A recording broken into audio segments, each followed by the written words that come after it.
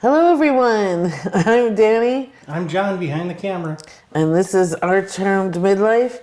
And today I'm talking about a television show that I watched that John did not watch. Shocker. Sorry.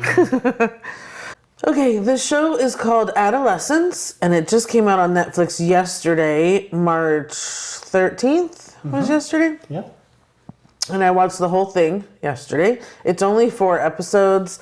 They're about an hour, maybe a little longer. But anyway, the write-up for Adolescence goes, when a 13-year-old is accused of the murder of a classmate, his family, therapist, and the detective in charge are all left asking what really happened.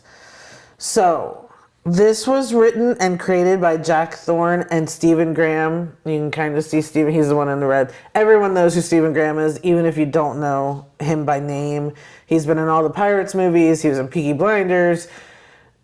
He's been like in everything. I mean, everyone knows. Snatch, if you know, go way back to Snatch. I recognized him when I was walking through. Yeah, I think a lot of Americans might not know his name, but you know him.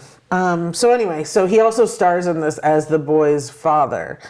Owen Cooper is the name of the boy, Jamie. He has almost an entire episode dedicated to himself talking to his therapist, who is Aaron Doherty. That episode was incredible. It was a lot of just one shots, and this boy, part of the point of the show is you don't know if he did what he's accused of.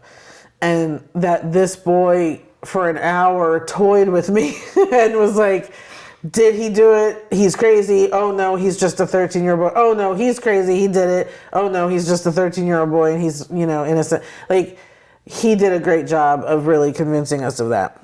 But this show overall, the 4 episodes, is really more about the after effects of a crime like this than the crime itself. It was literally a few minutes about what actually happened.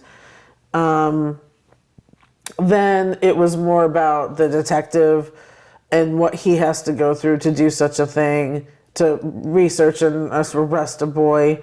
Then they went to the school, and how does that affect the school? There are friends of the murdered child. There are friends of the boy who's been accused of murder.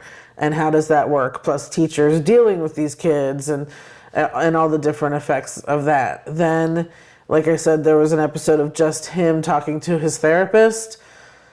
Fantastic episode. So wonderful. And really, you don't know. I mean, that's... in a way they tell you, but you really don't know. And you don't know if this boy is capable of this or not.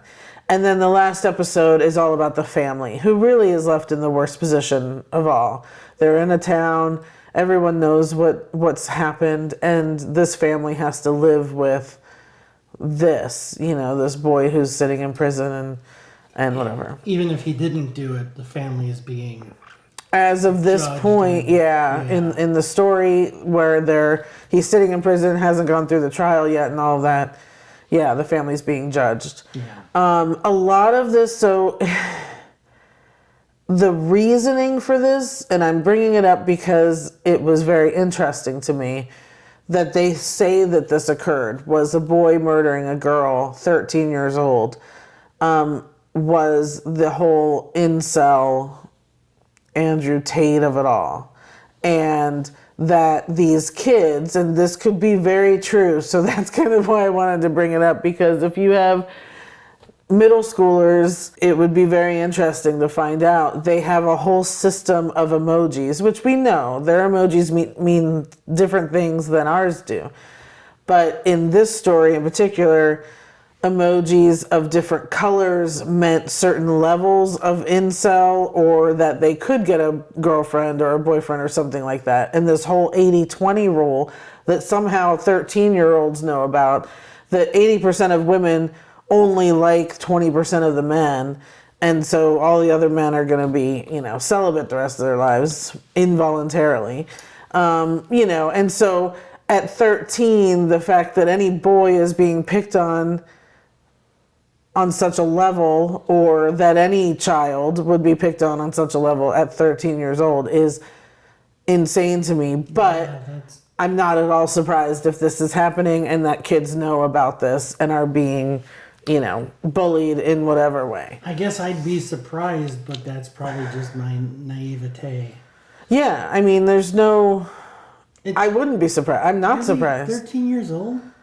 Yeah, look, I think 13-year-olds have always said those things without having a name to put to it.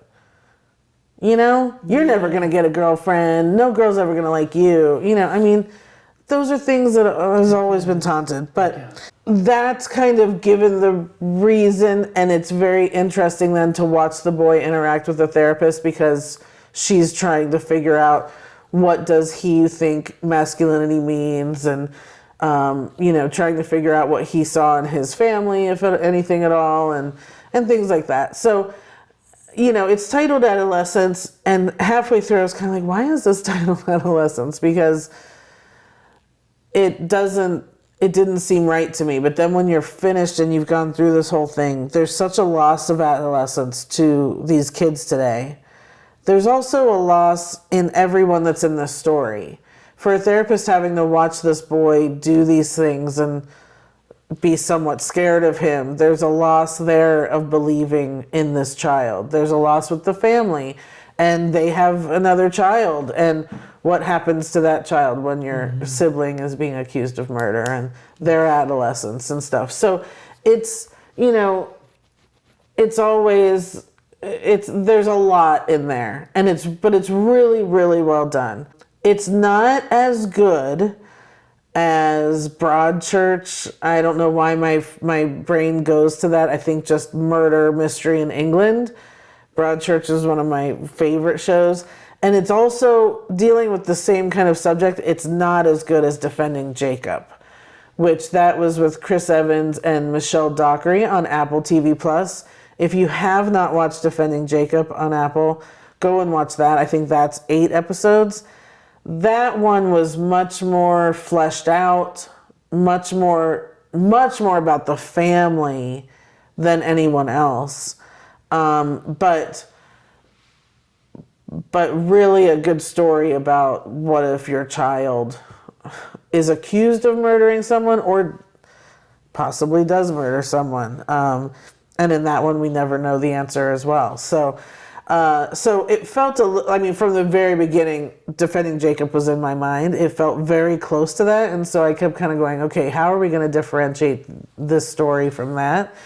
And the only real way is that it visited these different pockets of who's affected by such a crime. And so even though one person is dead, there's potentially hundreds of people that are affected by one person's action. So I liked it. Stephen Graham is amazing in it. This boy is amazing. Actually, everyone in it is really, really good. There were a lot of people I hadn't seen before, and then a few that I have seen in other things.